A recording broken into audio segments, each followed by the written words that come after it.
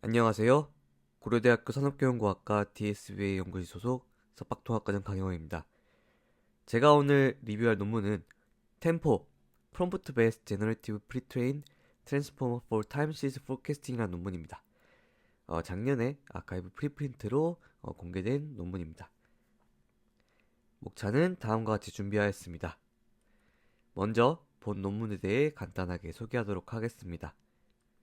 본 논문에서 제안하고 있는 템포 타임 시리즈 프롬프트 풀이라는 논문은 이 타임 시리즈 레프레젠테이션 러닝으로 공개된 연구된 논문이고요.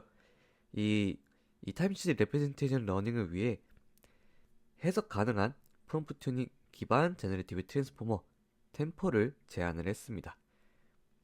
이 템포에는 이 시리즈 디컴포지션, 그다음에 프롬프트 셀렉션 스트레치 이 두 가지의 인젝티브 바이어스에 초점을 맞춰서 설명을 하고 있고요. 7개의 벤치마크 데이터셋과 이 TETS라는 새로운 데이터셋을 공개함과 더불어 결국에는 이 시계열의 인도메인, 크로스 도메인에서 우수한 성능을 보이고 있다는 것을 보여주고 있는 논문입니다. 본 논문에 대해 설명드리기 전에 알아야 할 백그라운드에 대해서 먼저 설명드리도록 하겠습니다. 먼저 타임 시리즈 포캐스팅에 대해서 간단하게 언급드리도록 하겠습니다.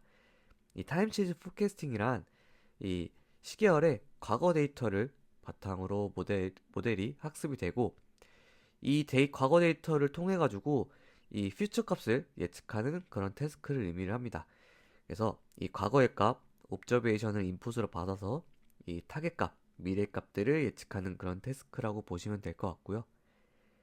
이 타임 시리즈 포캐스팅은 이 옵저베이션, 아까 말씀드린 대로 과거의 값과 만약에 이 미래 값을 알고 있는 것들, 예를 들어서 어떠한 물류에 대해서 어떤 주문이 들어올 것이라든가 그런 것들, 아니면은 언제까지 이 데드라인이 있다, 뭐 그런 사전에 알 수 있는 그런 사항들이 있다라고 했을 때 이 non future input으로 넣어줄 수가 있고, 그 다음에 이 시계열에서 어느 정도 스태틱한 데이터, 스태틱한 메타데이터가 있다라면 그것마저도 인풋을 넣어줄 수가 있고요. 이 얼마나 뒤 시점까지 예측을 할 것인지를 이제 타우로 해서 포캐스팅을 진행을 하는 그런 태스크라고 이해를 해주시면 될 것 같습니다. 다음은 이제 시계열 데이터가 가질 수 있는 요소들에 대해서 말씀드리도록 하겠습니다. 크게 총 세 가지로 볼 수가 있는데요. 이 추세, 계절성, 불규칙 요소 이렇게 세 가지가 되겠습니다. 이 추세, 트렌드라는 것은 이 타임 시리즈 데이터, 시계열 데이터가 장기적으로 증가하거나 감소하는 것을 의미합니다. 그래서 만약에 이 왼쪽과 같이 데이터가 존재했을 때 점차 증가하는 걸 볼 수가 있습니다. 그래서 이렇게 증가하는 이 그래프가 이 트렌드라고 볼 수가 있겠고요. 이 계절성, 시즈널티 같은 경우는 주, 월, 분기, 반기, 뭐 계절 등 특정 시간의 주기로 나타나는 이러한 패턴들을 시즈널리티라고 부르게 되고, 나머지는 이제 설명될 수 없는 요인 또는 돌발적인 요인에 의해서 일어나는 변화들, 결국 예측 불가능한 것들을 불규칙 요소, 랜덤 또는 레지듀얼 임팩트라고 불리는 요소가 되겠습니다. 이 최근 이 시계열 데이터에 있어서 이 LLM을 사용하는 연구들이 많이 연구가 되고 있습니다. 그 이유 중 하나가 이 NLP 자연어 쪽이나 이제 비전 쪽에서도 이 대규모 언어 모델 LLM 개발에 대한 연구들이 굉장히 많이 지속적으로 됐고 굉장히 좋은 성능을 보이고 있었습니다. 그렇기 때문에 이 시계열 태스크에서도 이런 언어 모델들을 적용하는 것에 대한 관심이 굉장히 높아지고 있는 추세인데요. 이전 연구들 중에서도 이 시계열 데이터를 텍스트로 바꿔서 넣었을 때 좀 더 좋은 어떤 고무적인 결과를 보인 연구들도 있었고, LLM을 활용하고 그냥 파인 튜닝해서 시계열 분석을 위한 접근법을 내는 등 그런 연구들이 진행이 되었습니다. 하지만 기존의 연구들의 한계점을 본 논문에서는 다음과 같이 들고 있는데요.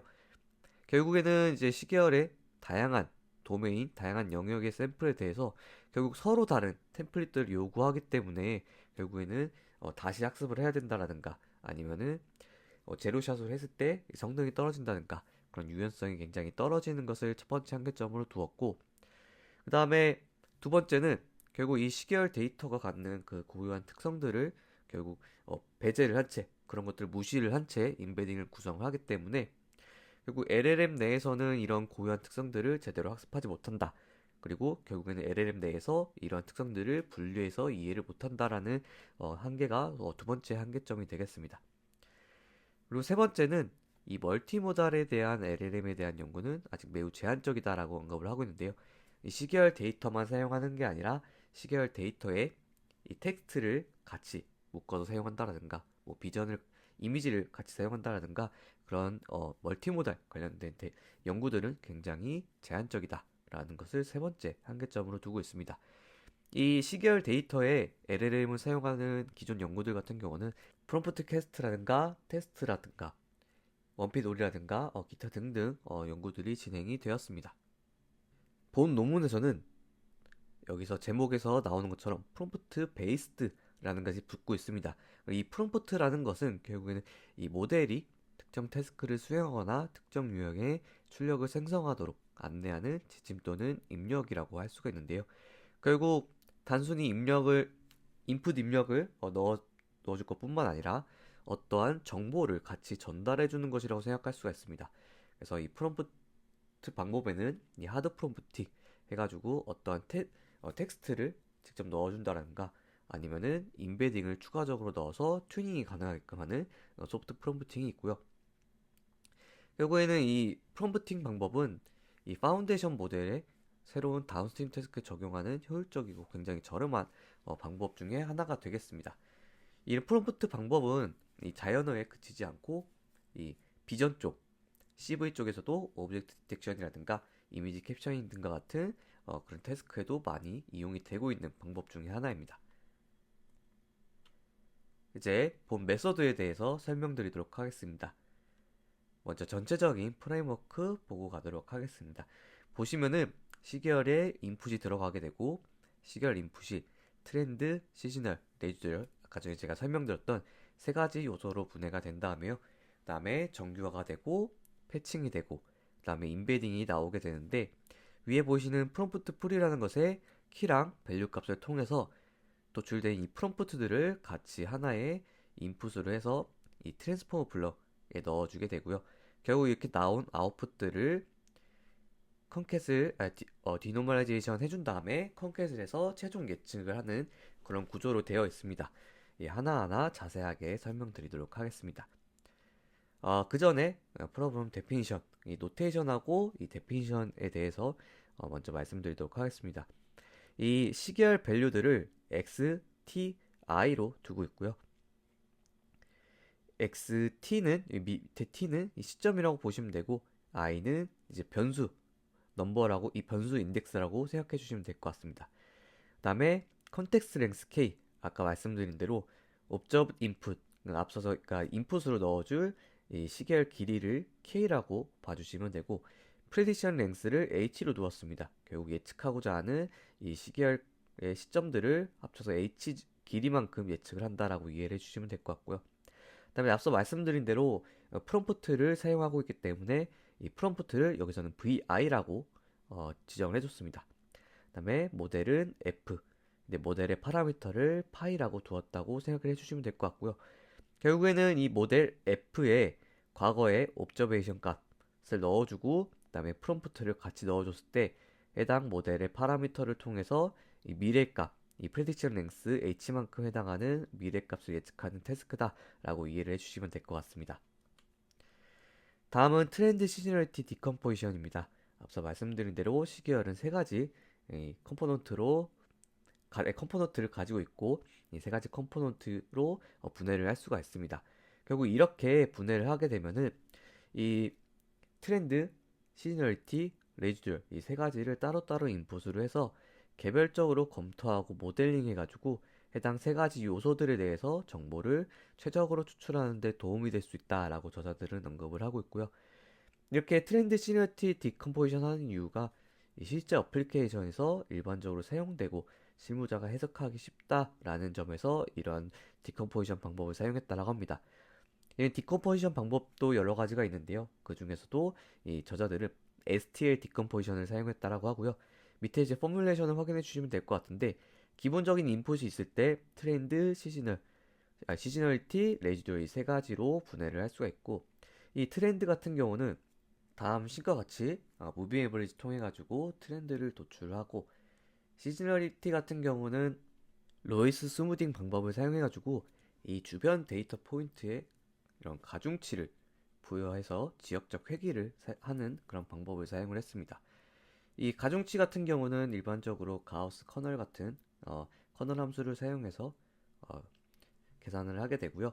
그 다음에 레지듀얼 값 같은 경우는 계산된 이 트렌드 값과 시즈널리티를 뺀 나머지 값을 레지듀얼로 두어서 이 트렌드, 시즈널리티, 레지듀얼 이 세 가지로 분해하는 방법을 사용을 했습니다. 다음으로는 이제 이 인풋 세 가지에 대해서 노멀라이제이션을 수용해주게 되는데, 이 시계열 연구에서 많이 사용되고 있는 레브인이라는 방법을 사용을 했습니다. 이 레브인 같은 경우는 이 시계열 데이터의 분포, 디스트리뷰션이 어느 정도 시프트가 일어날 수 있다, 논 스테이셔너리 할 수 있다라는 그런 문제점 때문에 나온 방법 중에 하나인데, 이렇게 이제 디스트리뷰션 시프트가 나게 되면은 트레인하고 테스트 데이터 사이 이 룩백 윈도우 및 포캐스팅 호라이즌에서 분포 차이가 발생하게 되고 결국에는 잘 제너럴라이제이션 되지 않는 결과를 초래한다는 문제점이 있습니다. 그래서 이런 인풋 시퀀스에 대해서 시밀틱한 구조로 노멀라이제이션 수행해가지고 어느 정도 스케일과 시프트를 조정한 다음에 그 다음에 마지막에 아웃풋 할 때 다시 디노멀라이징 해주는 그런 방법을 사용을 하고 있습니다. 이거 레브인에 대한 자세한 설명은 저희 김효진 석사 졸업생이 리뷰한 적이 있으니까 한번 세미나 영상 참고해서 봐주시면 좋을 것 같습니다. 다음으로는 패칭입니다. 이 또한 요즘 시계열 연구에서 많이 사용하고 있는 이 패치라는 방법을 사용한 건데요. 이 패치 같은 경우는 밑에 제가 적어놓은 Time Series was 65 was long-term forecasting with transformer 이 논문에 패치 TST라는 타임 시즌 포캐스팅이한 그런 모델이 있는데 거기서 처음에 제안된 방법이고요. 이 패칭 같은 경우는 이미지에서 이 트랜스포머에 넣기 위해서 패치 단위로 인풋 토큰을 구성했던 것처럼 이 시계열 데이터도 이 한 포인트 하나를 인풋 토큰을 사용하는 게 아니라 이 연속적인 값들을 하나의 패치로 구성하는 방법이라고 보시면 될 것 같습니다. 이런 이 패칭에 대한 장점은 다음 세 가지가 있는데요. 결국에는 하나의 포인트 와이즈 각 시점마다 인풋 토큰을 구성했던 것과는 다르게 연속적인 값들을 하나의 인풋 토큰으로 구성하다 보니까 이 로컬 시메틱 인포메이션이 반영된다라는 장점이 있고요. 그 다음에 각 개별적으로 하나의 인풋 토큰을 했던 기존의 방법들과는 다르게 이 패치 단위로 하나의 인풋 토큰을 구성하기 때문에 연산량이라든가 메모리 사용량이 감소한다라는 장점도 있습니다. 그렇기 때문에 결국 동일한 GPU와 학습 시간 내에서 더 길이의 시퀀스 활용도 가능하다라는 장점이 있습니다.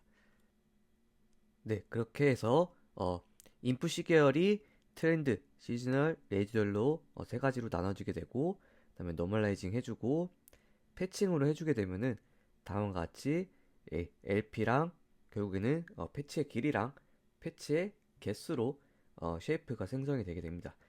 그렇게 돼서 이렇게 패치된 타임 시리즈 토큰을 인베딩 레이어 F에 공급을 해가지고 인풋으로 하여서 결국에 LP, LE 이 인베딩 레이어를 통해 나오는 인베딩 벡터의 차원수만큼 되는 그런 레프레젠테이션을 얻을 수가 있습니다.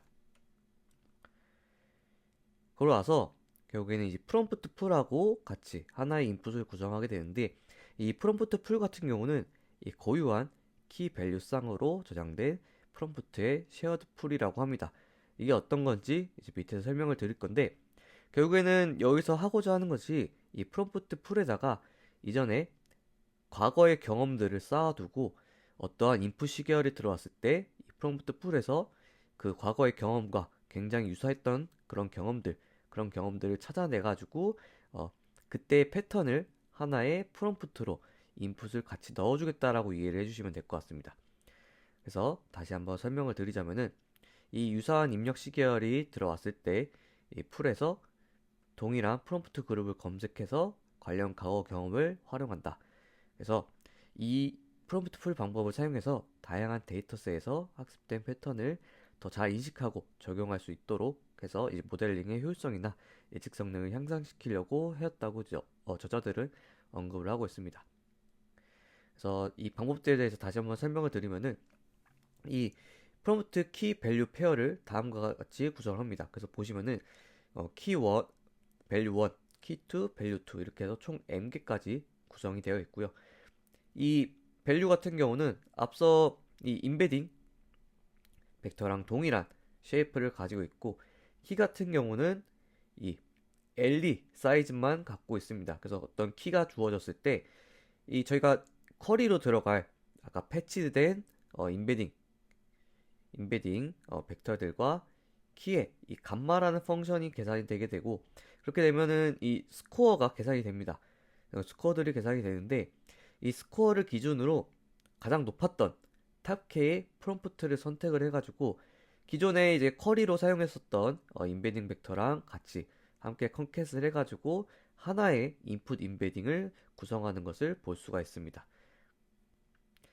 그렇게 된 다음에 이 디코더 베이스 제너레이티브 프리트레인 트랜스포머, 저희가 잘 알고 있는 이 GPT를 백본으로 사용하고 있는 이 GPT 네트워크에다가 아까 구성했었던 프롬프트랑 임베딩 벡터들을 하나의 인풋을 구성했었던 이 인풋들을 이 GPT에 입력을 하게 되고요. 이 설명을 확인해 보시면 분해된 의미 정보를 데이터 효율적으로 활용하기 위해서 프롬프트와 다양한 컴포넌트를 연결해서 GPT 블록에 넣는 방법을 선택했다라고 합니다. 이 컨캣해서 넣거나 아니면은 또 다른 방법으로는 별도의 GPT 블록을 구축했다라고 저자들은 언급을 하고 있습니다. 이 GPT 블록 내부에서는 학습 중에 이 피드포드 레이어는 프리즈하는 전략을 채택했다라고 하고요. 그 다음에 포지션 임베딩 레이어나 레이어 노멀라이제이션 레이어 같은 경우는 이 그레디에이션을 업데이트하는 방법을 그렇게 사용했다라고 합니다. 그다음에 추가적으로 보시면은 여기 로라라는 것이 추가적으로 사용되고 있는 것을 확인할 수가 있는데요. 로라 같은 경우는 이 파라미터 이피션트 튜닝 방법 중에 하나입니다. 그래서 이 방법을 사용해가지고 어떤 효과적인 파인 튜닝을 위한 방법으로 사용했다라고 이해를 해주시면 될 것 같은데, 결국은 이 방법을 사용하면서 이 프리트레인 모델 웨이트 사전에 학습되었던 가중치는 프리즈한 상태로 그대로 두고 이 디컴포지션 매트릭스만 다시 재학습을 하는 방법이라고 이해를 해주시면 될 것 같은데, 이를 통해서 예를 들어서 그냥 프리트레인 웨이트도 다시 재학습을 하게 되면은 이 수많은 파라미터들을 다시 학습해야 되는 그런 과정을 사용하게 됩니다. 근데 이렇게 되면은 너무 비효율적이니까 이 프리트레인드 웨이트는 프리즈 해놓고 이 사전에 학습된 이런 정보들은 계속 보존한 상태에서 이 좀 더 적은 파라미터만 다시 재학습하는 방법을 사용해서 이 트레이너블 파라미터 수를 줄이는 학습 방법이라고 이해를 해주시면 될 것 같고, 이 로라나 다른 이제 파라미터 이피션트 튜닝 방법에 대해서 저희 이성계 석사 졸업생이 한번 리뷰했던 적이 있으니까 한번 발표 자료 참고해 주시면 좋을 것 같습니다. 네, 최종적으로는 이 GPT에서 나왔던 그런 아웃풋들을 하나로 합산하는 과정을 사용하게 됩니다. 그래서 앞서 말씀드린 대로 GPT에서는 총 3가지 아웃풋이 나오게 되는데, 이 트렌드에 대한 아웃풋, 시즈널리티에 대한 아웃풋, 레지듀얼에 대한 아웃풋, 이 3가지가 나오게 되고, 이 3가지를 플리커리티드 레이어를 통해서 최종 예측 값을 도출하게 되고, 이 예측된 값을 이 랩을 사용해서 다시 디노멀라이제이션을 수행을 해가지고 최종 예측을 내는 그런 과정이라고 생각해 주시면 될 것 같습니다. 그 다음에 추가적으로 이 템포에서 인터프리터빌리티를 확인을 했는데, 이 어떻게 했냐 하면은 이 해석이 가능한 제너럴라이즈드 애딕티브 모델 GAM을 구축해가지고 이런 세 구성 요소 트렌드, 시즈널티, 레지듀얼에 대해서 어떻게 상호작용하는지 확인을 했다라고 합니다. 이 제너럴라이즈드 애딕티브 모델 GAM 같은 경우는 응답 변수와 하나 이상의 예측 변수 간의 관계를 비정형 함수들의 합으로 모델링하는 통계 기법이라고 하고요. 이 정교화상수 하나랑 어떠한 각 예측 변수에 대한 스무딩 함수 F가 포함되어 있는 상태를 통해서 이 데이터에 내재된 복잡한 관계를 포착하기 위해 사용된다라고 하고요. 이 각 I 같은 경우는 트렌드, 시즈널리티, 레지듀얼 컴포넌트 이 3가지로 해당이 될 것 같고, 이 여기서 IT에 해당하는 부분이 멀티플 컴포넌트의 집합이라고 합니다. 이렇게 해서 이 GAM 값을 계산한 다음에 1차 민감도 지수 또는 샤프 밸류를 사용해서 각 구성 요소의 민감도를 측정했다라고 합니다. 이제 실험 결과에 대해서 설명드리도록 하겠습니다. 먼저 데이터셋 같은 경우는 ETT, Electricity, Traffic, Weather 이렇게 사용했다라고 하고요.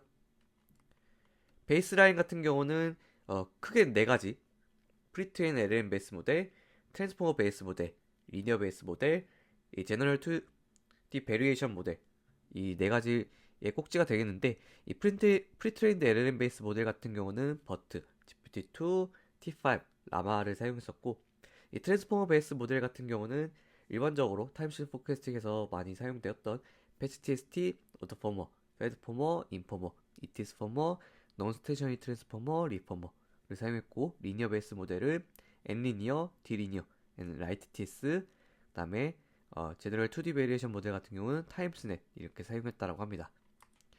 먼저 이제 롱텀 포캐스팅 리저트에 대해서 설명을 드리도록 하겠습니다.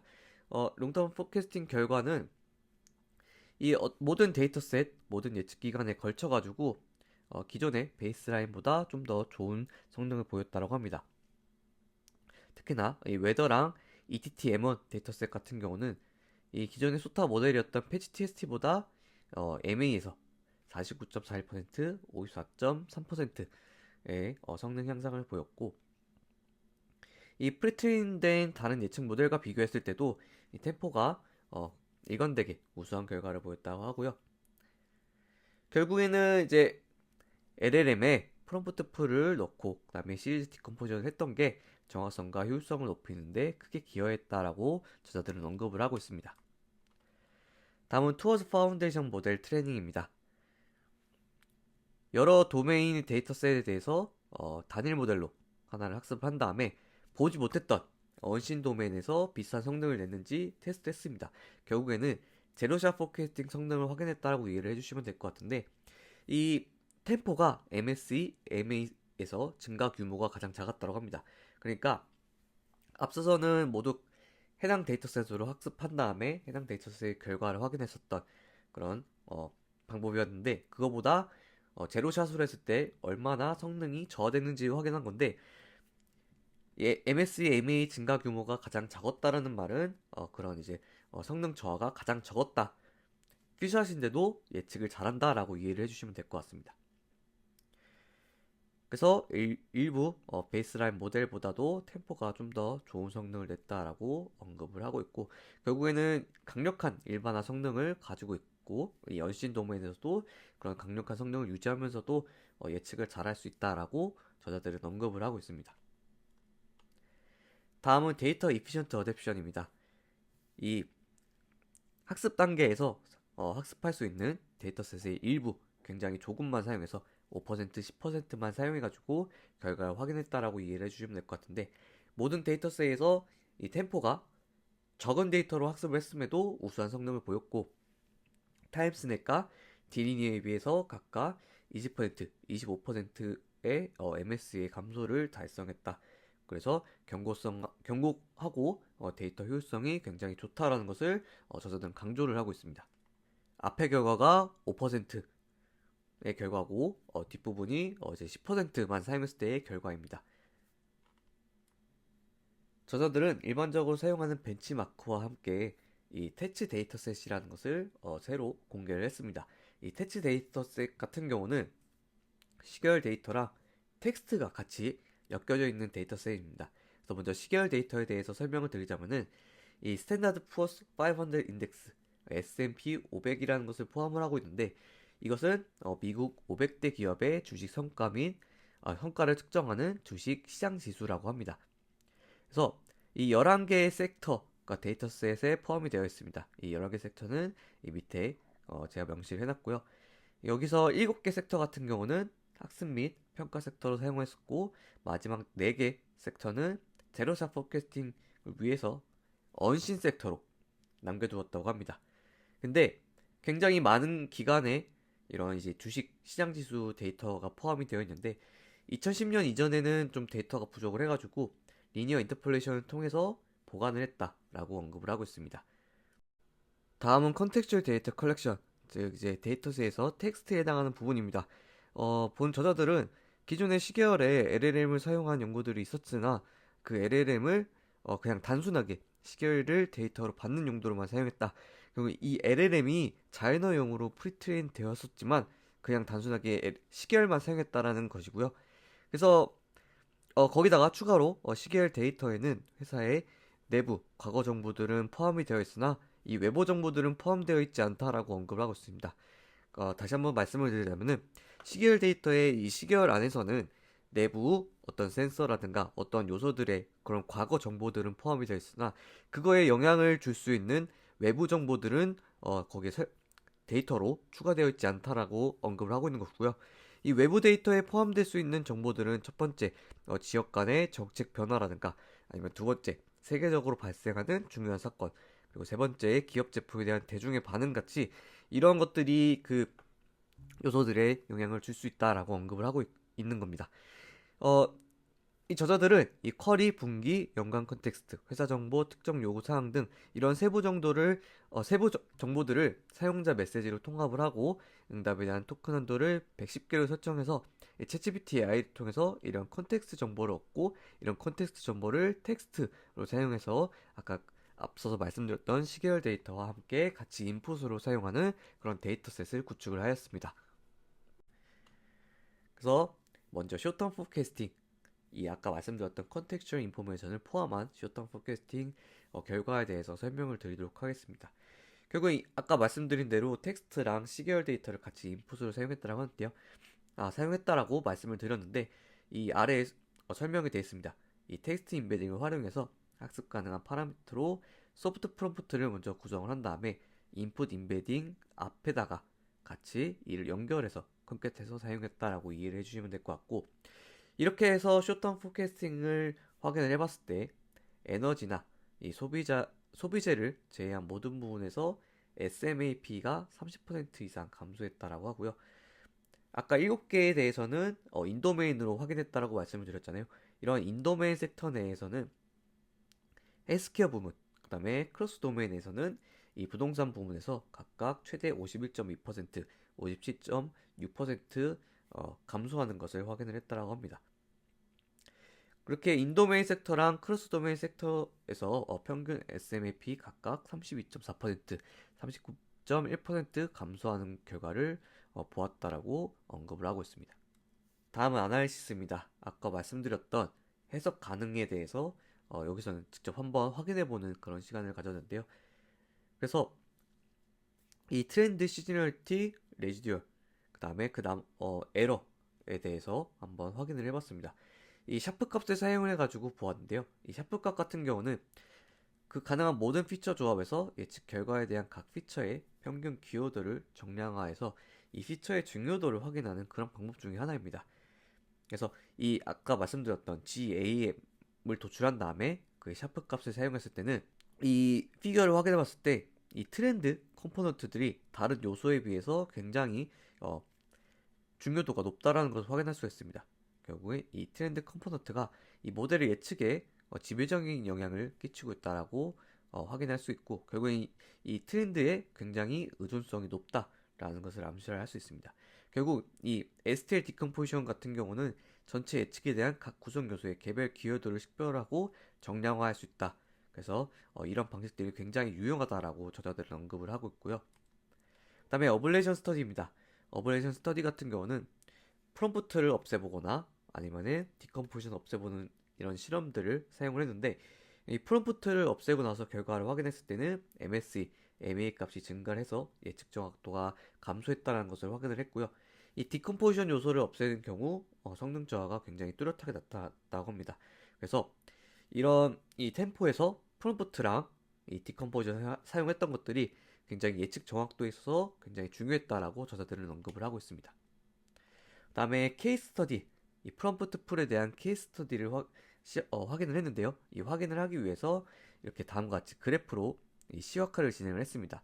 그래서 어떤 x1, x2, x3 데이터가 있을 때 이런 것을 트렌드, 시즈널, 레지듀얼 이 세 가지로 분해를 해서 피겨로 나타내본 결과입니다. 이때 x1의 트렌드 다음에 X2의 트렌드가 굉장히 유사했었고, X2의 시즈널하고 X3의 시즈널이 굉장히 유사하게 나왔습니다. 이랬을 때 이렇게 유사한 인풋에 대해서 프롬프트 풀에서 어떤 것을 가져왔는지 확인을 했더니, 이 프롬프트에서 이 그 X1 트렌드일 때 가져왔던 프롬프트랑 X2의 트렌드 인풋이 가져왔던 프롬프트가 동일한 프롬프트를 갖고 왔고, 그다음에 X2의 시즈널, X3의 시즈널이 동일한 프롬프트 아이디를 갖고 왔다라고 합니다. 결국에는 이 프롬프트 풀을 통해 가지고 어떤 이 패턴에 있어서 패턴 이 인스턴스가 다양하더라도 굉장히 유사한 것들을 굉장히 성공적으로 식별하고 그다음에 활용할 수 있다라는 사실을 입증했다라고 저자들은 언급을 하고 있고요. 결국 이 디컴포지션 베이스 프롬프트 튜닝이 어떻게 관련 시계열 인스턴스 간의 공유된 구조 정보를 발견하고 적용하는 동시에 이런 구성 요소 분리를 통해 예측 문제를 간소화할 수 있는지를 보여준다라고 저자들은 언급을 하고 있습니다. 마지막 결론입니다. 이 템포 같은 경우는 프롬프트 셀렉션 베이스 제너레이티브 트랜스포머 인 템포를 제안을 하고 있는데요. 이 템포에서는 프리트레인 트랜스포머 베이스 백본을 사용을 하되 앞서서 프롬프트 풀이라든가 시즈널 트렌드 디컴포지션 방법을 도입을 했다라고 이해를 해주시면 될 것 같습니다. 이러한 방법을 통해서 이 템포의 결과를 확인해 봤을 때 정확도, 데이터 효율성, 일반화 가능성 측면에서 굉장히 우수했다라고 볼 수 있을 것 같습니다. 네, 제가 준비한 논문 리뷰는 여기까지입니다. 시청해주셔서 감사합니다.